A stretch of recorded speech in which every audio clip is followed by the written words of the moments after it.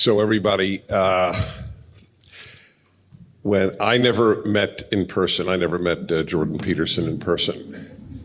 But I said to him when we met right before lunch, something that is said to me by so many people who meet me for the first time: I feel like I know you. And that is the highest compliment in effect. I now understand what a compliment it is when I receive it, because I never gave it to somebody before you.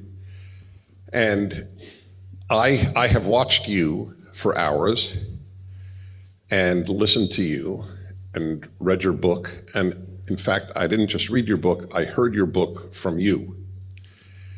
So I want to tell you something without embarrassing you. But I think I like to, you open your heart and your mind, and so do I.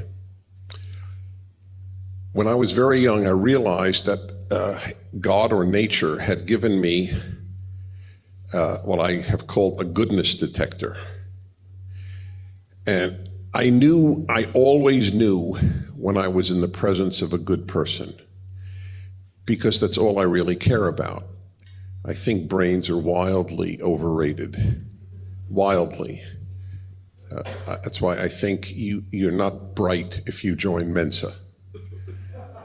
Why you would want to announce to the world your IQ is so bizarre to me that I'm sure there are nice people there, but I don't understand it. But I always picked up that, and I've always been right. I'm batting 1,000 essentially. And when I heard you read your book, the passion comes from, I just want to help people lead a better life. And it's really, it's quite overwhelming. You didn't just read that book. I won't say you sang it, but I like that you use music. I'm very much into music too. So this is the man that I'm honored to have this dialogue with, because everybody knows you're bright, but I know you're good. So I wanted to state that at the outset.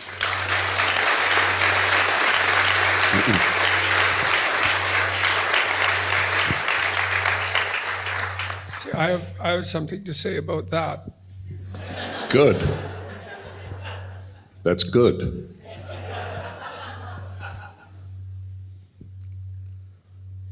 See, I don't think it's true. I mean, this is why I got motivated to do what I've been doing, and I've been doing what I've been doing for, I would say, since about 1979, in one form or another, because things take a long time to generate. And one of the things I learned in the early 80s was that people have a great capacity for evil. And I didn't really understand that of myself until the early 80s, something like that, after meditating on it for a long time. And so I would say, it's not that I would never claim to be good. I think it's dangerous. But I did become terrified of how terrible I could be. And I mean, I became terrified about how terrible human beings could be, and that's one thing, but that's easy. It's easy to confuse that with other human beings. You know, it's a different thing to understand that it's true of yourself. I often recommend to my students that they read history as a perpetrator and not as a victim or a hero. And people very seldom do that, and it's no wonder. But I would say, perhaps, that I became terrified enough from learning what I learned that I tried to avoid the pathways that lead people to the dark places that they go. And there's something in that that might approximate good. Yeah, it does approximate good. I would agree with that. The parallels between us are so eerie to me that in my book on happiness, which came out in '99, I actually have a chapter on the necessity of having a tragic view of life. And then I hear you speak of, like just now, this tragic view of life. And ironically, if you don't have that, you can't be happy. So it's just another example of this, and that you're getting this message out. If you want to comment on that, please. If not, I'll go on. You are such an, I watch you and you're such an intense listener. I don't know when you're going to react. So if you... Well, there's this old idea. You all know this idea. It's an idea that's expressed, for example, in the classic Disney movie, which I really like, called Pinocchio. And when Pinocchio is attempting to free himself from the forces that manipulate him as a puppet and to become an autonomous being, he is required to go to the darkest place to find the worst monster and face that voluntarily. And in doing so, he rescues his father. And that's a very old idea. I don't know how old it is. It's one of the oldest ideas we have in written form, and there's no doubt that in its pre-written form, it would be tens of thousands of years older than that. And it's a very strange idea that you have to journey to the darkest abyss to free the spirit of your father. But there's a reason for it, and it has to do with the tragic view of life, which is that you can't discover what you're capable of being or withstanding, and those are the same things, if you hide away from any of the things about life that are terrible but true. And the reason you can't discover who you are without doing that is that only necessity will force that out of you. I mean that from the perspective of learning. If you go work in a palliative care ward, you'll learn to deal with death. You'll learn the psychological strategies necessary, the steps. You'll become more informed. But it's deeper than that even. We know now from a biological perspective that if you put yourself in new situations, in new and challenging situations, that new genes turn on in your nervous system and code for new proteins that produce new neurological structures. And so you can't even be what you are fully biologically unless you expose yourself to everything that you can expose yourself to as you journey through life. The old idea of a pilgrimage was predicated on that idea, as is walking in Chartres Cathedral, the labyrinth. The idea that you walk the labyrinth in Chartres and you come to the center is that you traverse every corner of the world, quarter by quarter, and then you come to the center. And the center is the center of the church, and it's the center of the crucifixion, it's the center of suffering. And you can't get to what that center signifies without having journeyed everywhere. And so the tragic view of life is necessary because it puts you on the journey that reveals to yourself who you could be if you were courageous as you could be and as truthful as you could be. And that's equivalent to discovering, to revivifying your dead father, because you are an ancient creature in some sense, and perhaps one with a spark of divinity inherent in it, but you will never release that unless you're willing to go everywhere that you have to go, because only necessity will call that out of you.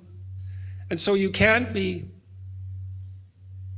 happy, you can't be complete without, you can't know what you could withstand. You can't have any proper sense of self-respect unless you know what you can tolerate.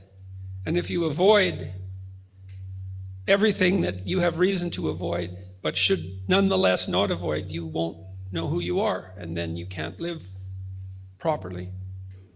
So you have said on a number of occasions, and on every occasion that I have watched you say it, not a single person in the panel, you often talk on panels, Not one person has ever actually reacted to it.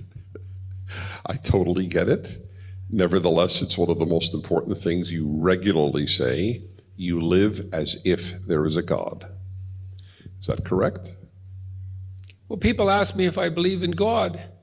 You know, I'm going to release a podcast about that, because I answered that question for about 2 hours in Australia, because people kept asking me that question, which I really don't like. I don't like that question. And so I sat and thought about it for a good while, and I tried to figure out why. And then I thought, well, you believe. I thought, who would have the audacity to claim that they believed in God if they examined the way they lived? Who would dare say that? To believe, you think, to believe in a Christian sense, to actually, this is why Nietzsche said there was only ever one Christian, and that was Christ. To have the audacity to claim that means that you live it out fully. And that's an unbearable task in some sense. I just debated Slavoj Žižek about a week ago, although it wasn't really much of a debate. It was a strange event. But he said something very brilliant, and to me that justified the entire event, at least from my perspective. He talked about Christ's moment of crisis on the cross when he cried out to God that he had been forsaken. And what Žižek said was that what that meant was that the conditions of human existence are so tragic that even God himself in human form lost faith for a moment in the goodness of being. And I thought that was a remarkable observation, because, well, if God himself would lose faith under such conditions, what would you expect from normal human beings confronted with what we're confronted by? And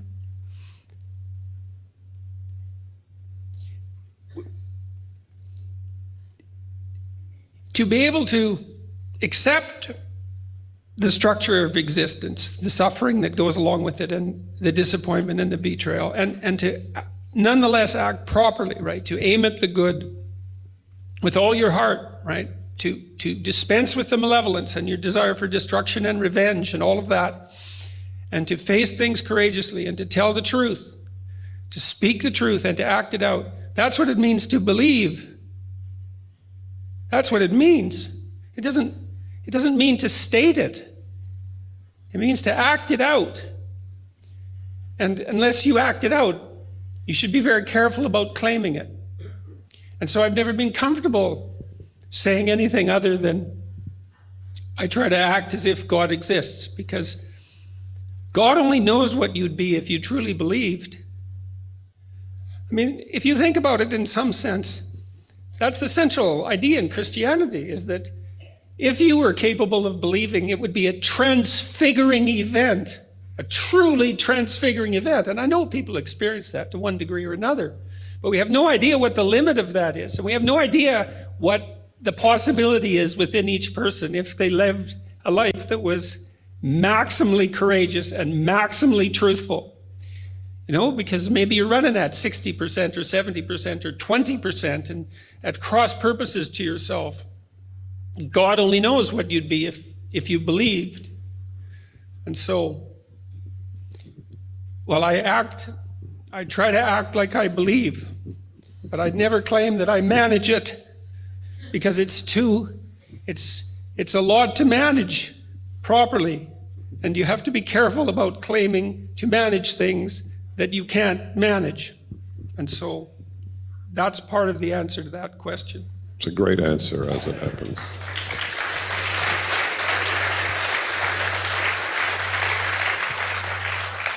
I'd like you to react to something that is very operative in my life. I always tell people on my radio show, and totally feel free to say, sorry, I really don't find that tenable, or however you want to react. My route as an adult to God has been completely circuitous. I have come through the back door. As I wrote 25 years ago, How I Found God at Columbia, I realized in the 70s at graduate school at Columbia that I was being taught nonsense, literally nonsense, things that made no sense. And it drove me crazy because they were all bright. Bright people taught me nonsense.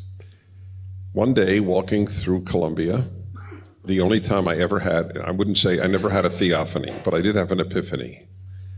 All of a sudden, one of the verses from my yeshiva education in Brooklyn, New York, the cloistered Orthodox world of my childhood, and I don't use cloistered, and I don't like cloistered, but I'm not using it in a pejorative way. I'm just explaining what I had. And all of a sudden, one of the verses that we said every morning in kindergarten, first grade, and second grade, for the first time since second grade, came to my brain. Reshit Chachma Yirat Adonai. Wisdom begins with fear of the Lord. Changed my life. There's no wisdom at Columbia because there's no God at Columbia. And that is one of the ways I knew, without God, look what happens. Without God, look what happens morally, intellectually, in terms of wisdom. And my biggest reasons for belief in God are watching what happens when people don't. So I'd love to have your reaction. Is it C.S. Lewis? Was it C.S. Lewis who said that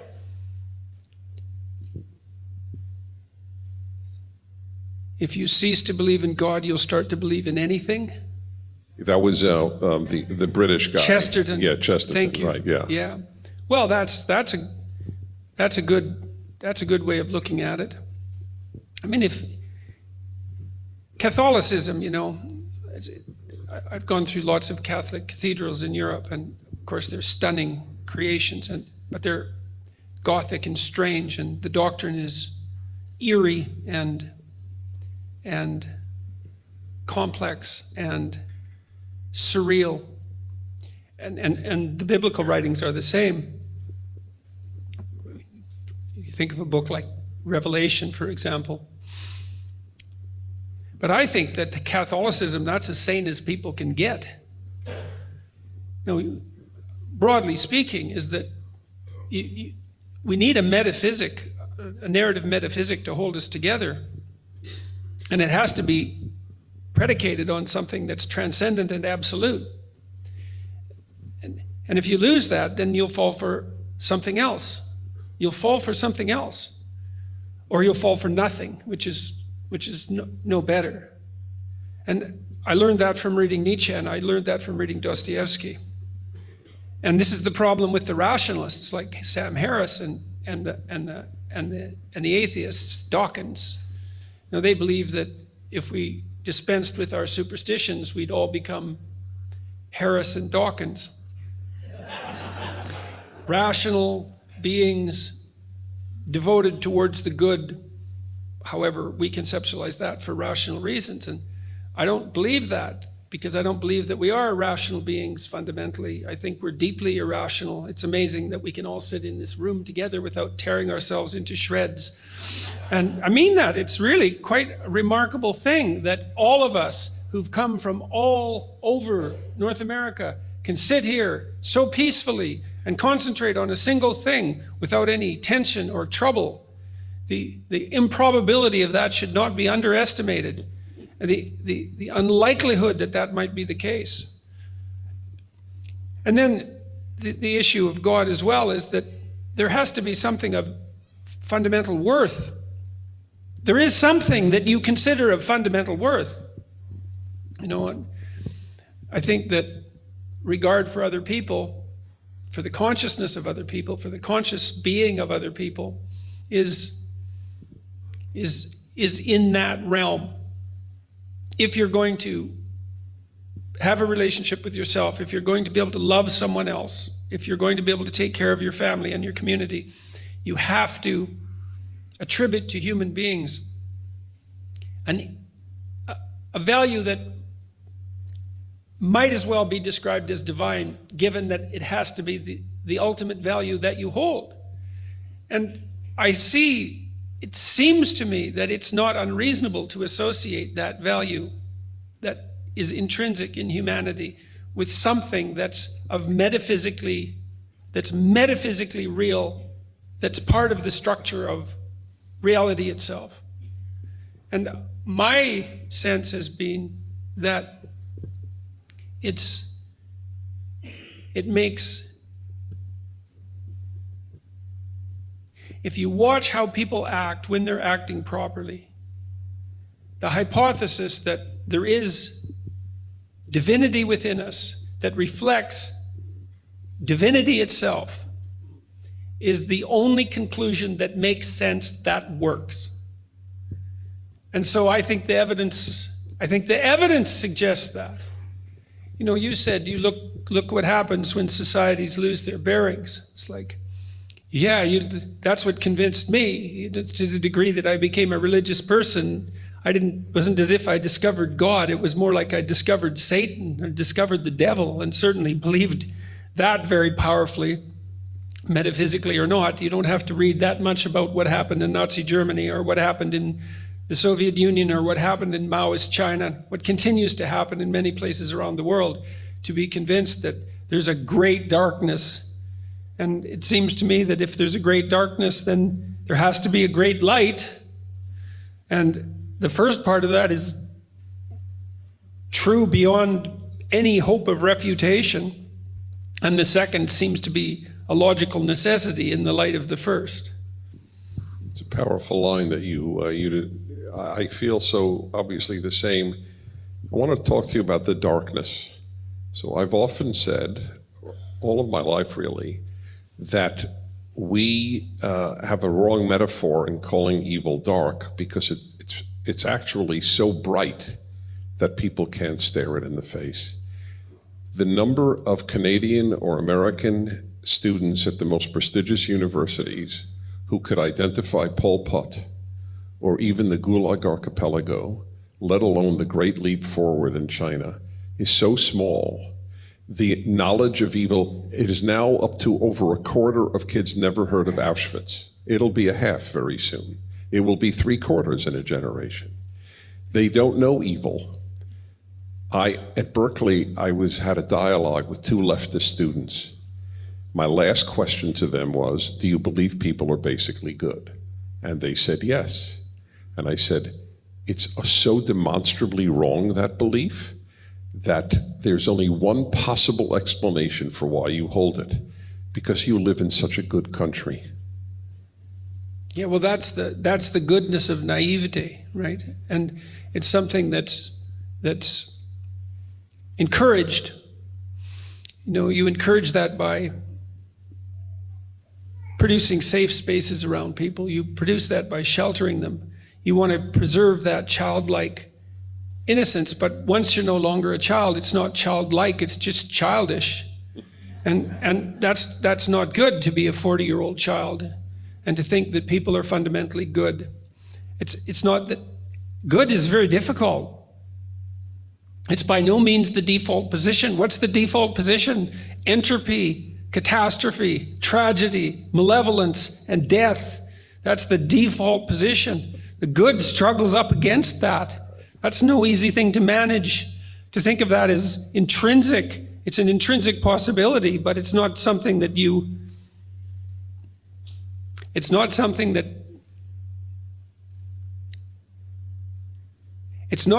that you can manifest without faith and commitment. And the more faith and the more commitment, the better, and the deeper, the better. And it's the most difficult of things to do. And it's appalling to teach people the alternative. And I know that I can speak of this clinically. You know, the people who are most prone to post-traumatic stress disorder are naive people. And this is well known clinically. There's nothing about this that's questionable or unorthodox. If you believe that people are basically good and that the world rewards goodness with good in return, if that's your fundamental belief, that there's not really any such thing as evil, and you encounter someone malevolent, which could be yourself, well, that's often what happens to people who develop post-traumatic stress disorder. You know, it's very common that people develop PTSD because they've done something so incomprehensibly morally repugnant that it's damaged them psychophysiologically and they cannot recover. It's very common among soldiers. It's not what they saw, although sometimes it is. It's what they did. They have no framework within which to conceptualize it. If you have no theory of evil, if you have no theory of good and evil, if you have no metaphysics, and someone malevolent touches you, you're done. And so telling people that human beings are basically good and that evil doesn't exist makes them ripe fruit for the picking by the malevolent. And there's nothing about that that's positive. It's mere cowardice masquerading as virtue. It's the devouring mother from the Freudian perspective. I'll keep you innocent. I'll keep you young and naive, and nothing will ever come to harm you. It's like precisely the opposite is the case in life. That is why, by the way, I truly, yep.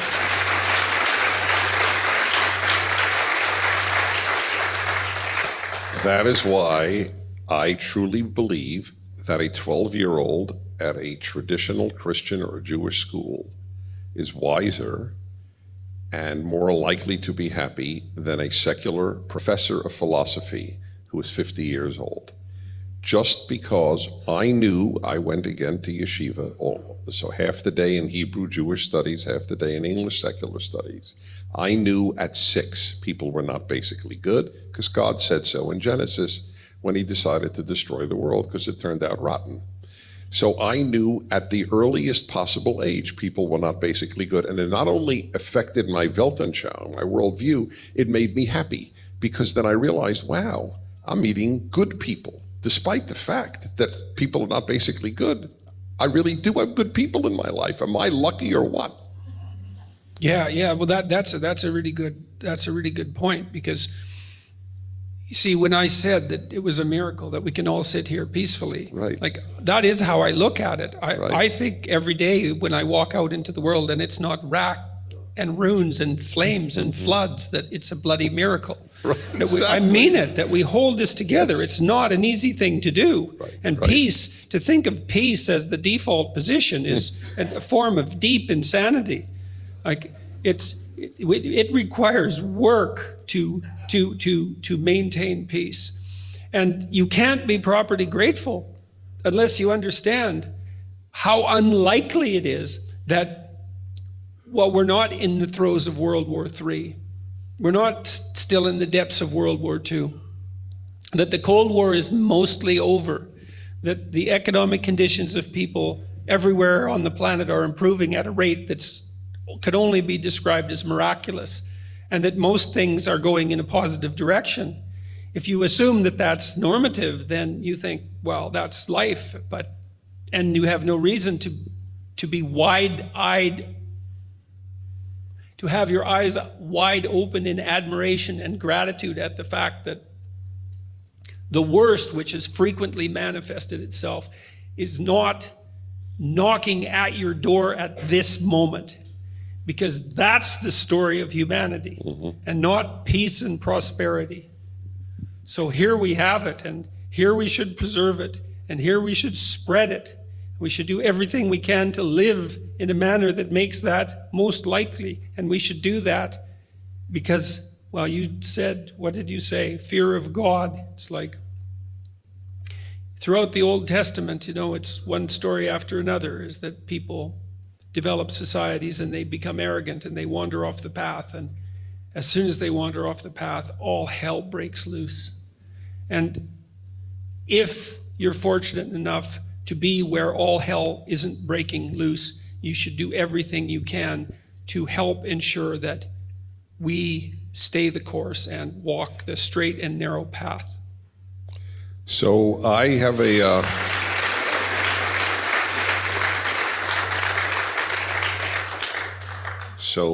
a very deep worry in light of our absolute unanimity, if you could speak of unanimity among two people. But we're so consonant in this. This is shocking how good things are. And yet, in the United States, and I follow Canada a lot, but I'll speak about America right now. In the United States, at least half of young people think they are living in a rotten society. Sexist, intolerant, xenophobic, homophobic, Islamophobic, racist, bigoted. That's a 6-herb, that's my acronym for what I just said. This is frightening to me. And I want to know, is it frightening to you? Well, you know, I always try to give the devil his due. And the idea that the West is a oppressive patriarchy characterized by the sins that you just described is true. You know, if we look through our history, personal or political, there's no shortage of things to be appalled by. But that's not the question. Exactly, or that's not the issue. The issue is compared to what? No, it was Churchill, this time I've got this right. It was Churchill who said that democracy is the worst form of government, except for all the other forms of government. And I would say that about our societies, is that we have every reason to be awake and cognizant of our errors, whether they're political or economic or personal. But compared to how it could be, and how it has been in many places, and how it is most everywhere in the world, and how it was for much of the 20th century, things are so good here that it's absolutely beyond comprehension. And so along with that, careful awareness of the flaws of the patriarchy, let's say, should be an unbelievable gratitude that we could wake up in the morning and the lights are on and the freeways are running and there's no starvation directly facing us, and that our children will live, and that the probability that any one of us will die a violent death is negligible. And the thing that bothers me about, one of the things that bothers me about the modern university is the absolute lack of gratitude that characterizes its teachings. It's like, it's half the story. You know, it's like people are oppressed by nature, and people are oppressed by culture, and people are oppressed by their own dark side. It's an existential reality. But you have to balance that. You have to understand that nature has its benevolent element, and that's what's given you life, and you have to be grateful for your culture, for everything that is provided to you. And you have to understand that people can be good as well as adversarial and malevolent, and you have to be grateful for that. And there's a damnable shortage of gratitude in the modern academy, and that's based on a naivety or a resentment that's so deep that it's almost incomprehensible. A naivety and a resentment and a willful blindness to the reality of history that's so deep that it's almost incomprehensible. So, I'm going to ask you, it may strike you as absurd, but I'm going to ask it anyway. Except for technical knowledge like medicine or engineering, mathematics, obviously any of the natural sciences, law, if all North Americans graduating high school decided, I'm not going to college, would North America be a better or a worse place?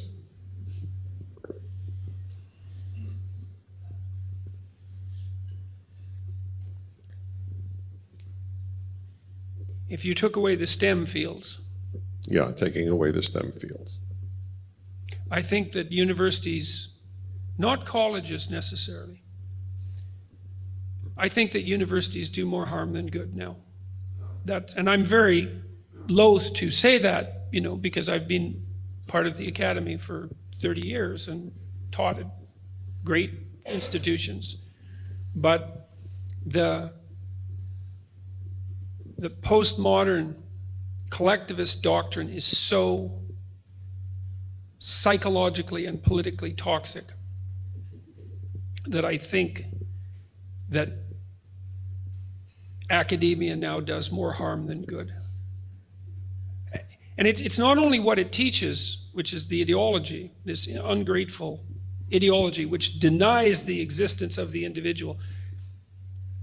One of the things I might tell you, just so you know this, is that that you hear that there are debates about free speech on campus, about who should talk and who shouldn't. And people think that's what the debate is about who should talk and who shouldn't. But that's not what the debate is about. You're not even scraping the surface of the debate if that's what you think it's about. The debate on campus is about whether or not a human being has the capacity to communicate intelligibly as an individual or not. And the answer for the postmodernist collective types is that there is no such thing as an individual. And therefore, the very notion of free speech is absurd, because free speech is predicated on the idea that each of us has something to say that's ours, that's a consequence of our unique individuality, not our group identity or the multiplicity of our group identities, but something something that we have that speaks from our spirit, that can speak to the spirit of another and produce a negotiated peace. And that's what's being debated. The war that's going on philosophically or theologically in the campuses is far deeper than you think. The entire notion of the reality of the individual, which is, I think, also the entire notion of the idea that human beings are made in the image of God, most fundamentally. That is what's being attacked. It wasn't for nothing that Derrida called Western culture phallogocentric. Phallus for masculine, logos for truth and courage, and centric for centric. That was a criticism from his perspective. The idea of the sovereignty of the individual. If you don't have the idea of the sovereignty of the individual, because there's no individual, there's no free speech. All you are is an avatar of your group interests. And if I'm not in your group, it's not in my interest to let you speak. There's nothing that we have to say to one another. There's nothing but power. It's a Hobbesian nightmare of group against group. And that's the postmodern doctrine. And so it's to call it appalling is to barely scrape the surface. It's an assault. It is truly an assault on the most fundamental principles by which the West is governed. It's not surface level philosophy. It goes all the way to the bottom. I mean, this is partly why I've been concentrating on religious themes in my lectures, let's say, because the argument goes all the way down to first principles. Is the idea of the sovereignty of the individual correct? The Western answer is, it's the great discovery of the West. The Western answer is, that's the most fundamental truth. That is exactly what's under assault at the universities. The reason that the collectivist types hate me is because I've got their number. I know what they're up to.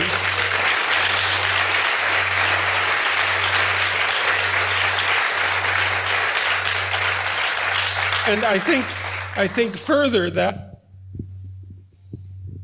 they do not wish to shoulder the unbearable responsibility of being a sovereign individual. So not only is it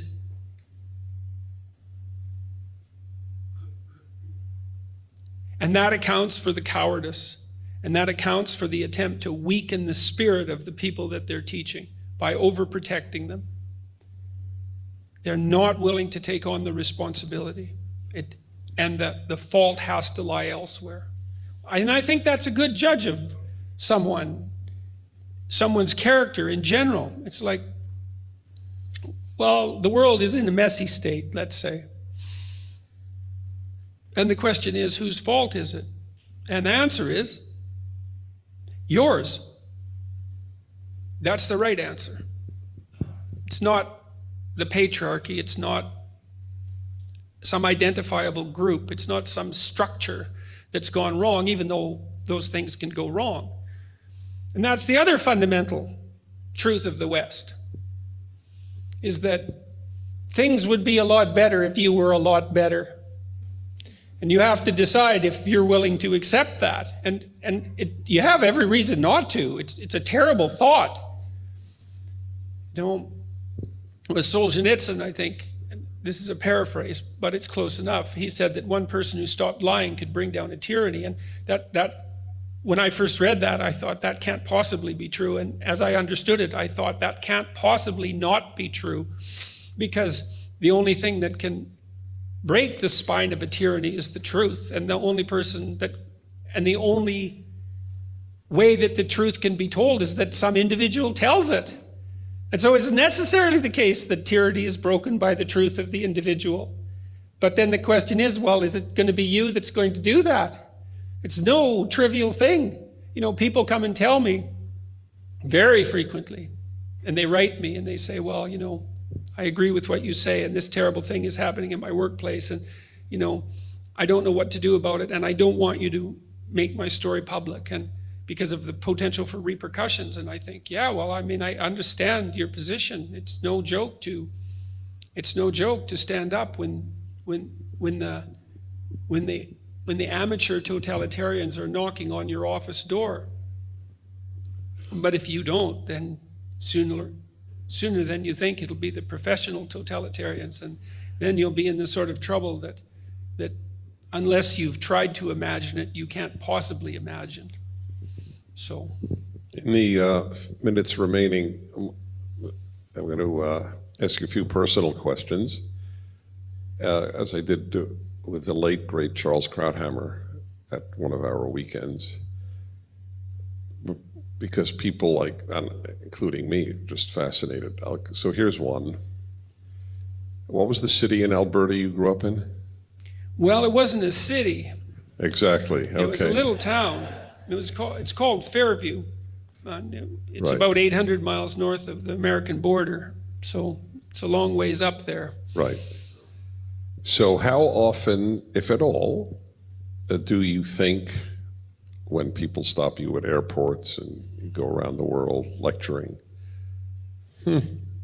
Jordan Peterson from Fairview, it's hard to believe. Does that happen? Well, I live in a constant state of disbelief. I mean, I'm dead serious about this. Like, I think it's a form of post-traumatic shock in some sense. I mean, my life in the last 3 years has been just a continual series of surreal impossibilities. I mean, on the one hand, I've been involved in a political scandal of some sort for a good year and a half. It was at least twice a week. And then for the entire 3-year period, it's been at least once a week. It's nonstop. And sometimes it's national, and sometimes it's international, but it's continual. And so I'll give you an example. This is a funny little story. My son came over one day about a year and a half ago, and I was having a kind of a rough day because 200 of my colleagues at the university had signed a document trying to get me fired, and then they gave it to the union, and the union presented it to the administration without even informing me, even though I'm part of the faculty union. And so I said to my son, Julian, 200 of my colleagues today just signed a letter saying that I should be fired. And he said, oh, Dad, don't worry about that. It was only 200. And I thought, well, that's where we were at. It was like, oh, that's nothing. That was a light day. That was okay, And then so there's that, and the fact that it doesn't quit. That's another thing I can't understand. It's like, all this blew up around me around Bill C-16, and I thought, well, I've had my 15 minutes and then it was like, well, I've had my week, and then it was like, oh, I must have had my month, and then, but none of that happened. It just kept expanding and expanding and expanding and expanding and expanding.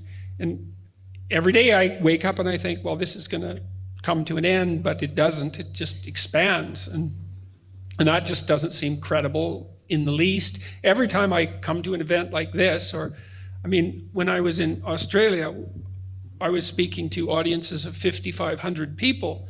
And it's like, how in the world can you believe that? It's like, you heard what I just said. Who in their right mind would come and listen to someone who just told you what I told you?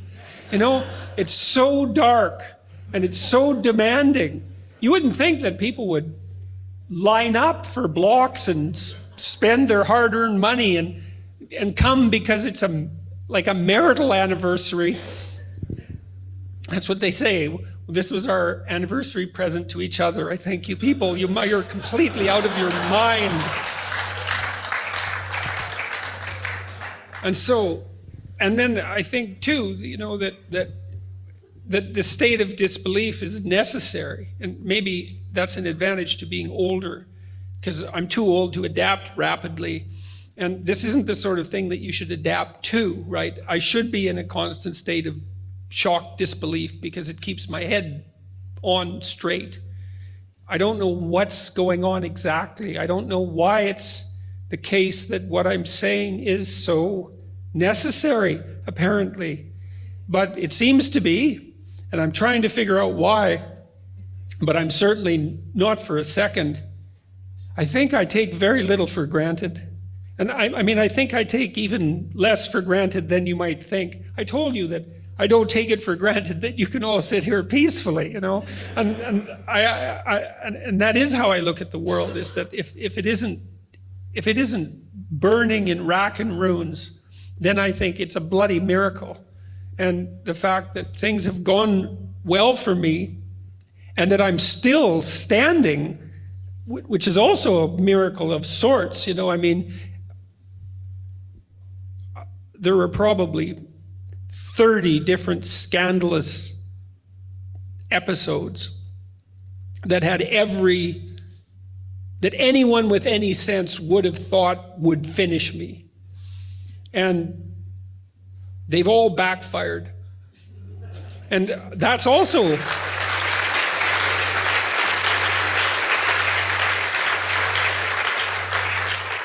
I also don't understand that. It's like, I don't understand that.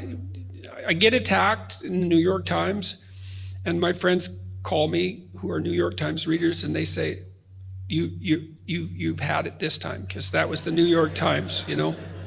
You're not going to recover from that. And I think, well, that's probably true. I mean, I was expecting it to happen all along, and then I wait, and then, you know, everybody clamors at me, and then I don't respond too much to that, and it starts to die away, and then all the supporters come out. And then there's 100 people who clamor and 10,000 supporters. And, you know, here's something I can tell you about my life that's really remarkable. So, you know, if you just read the press, well, you'd have all sorts of ideas about me. I mean, you know, that I'm a bigot in the broadest possible sense. And so that's, you know, racist, sexist, homophobic, ethnocentric, white nationalist, alt-right, Islamophobic, Nazi, Hitler, homophobic. all of those things. And you'd think that there was just nothing but hatred, although I have been treated well by many journalists, but you could easily get that sense that, like, I live in a world where I'm surrounded by hatred. And that is absolutely not true. It's so not true that it's, you know, there are lies, and then there are anti-truths. And an anti-truth is even worse than a lie. It's like the ultimate form of lie. And that isn't what my life is like at all. What my life is like is that I travel with my wife, and wherever we go, and I mean that literally, wherever we go. And we've been to, I don't know how many countries in the last year. It's like, I don't know how many. 30, 40, many countries. if I go down the street, or if I'm in an airport, or if I'm in a cafe, or if I'm in a movie theater, or if I'm in a mechanic's shop,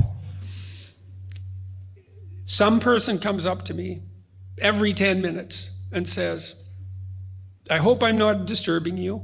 And they're very, very polite. And they say, I've been listening to your lectures, or I've been watching your YouTube videos, or I read your book, and I was in this dreadful place 6 months ago, and then they tell me a little bit about the particulars of that little corner of hell they were ensconced in. And then they say, well, I've been trying to develop a vision for my life, or I've been trying to take more responsibility, or I've been trying to be grateful for my job, mundane though it may be, or I've decided that I'm going to try to put my family together and make peace, and I've really been trying, and it's really working, and things are way better, and thank you.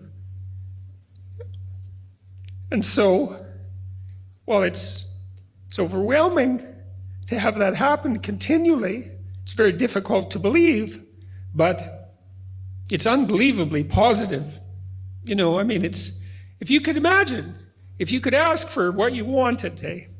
You could have anything you wanted. You might think, it would be lovely if I could live my life in a manner so that wherever I went in the world, perfect strangers would come up to me, one after the other, and tell me that they're suffering much less, that their families are in better shape, and that their lives are on course because they took to heart something that I was communicating. That's as good as it gets, as far as I can tell.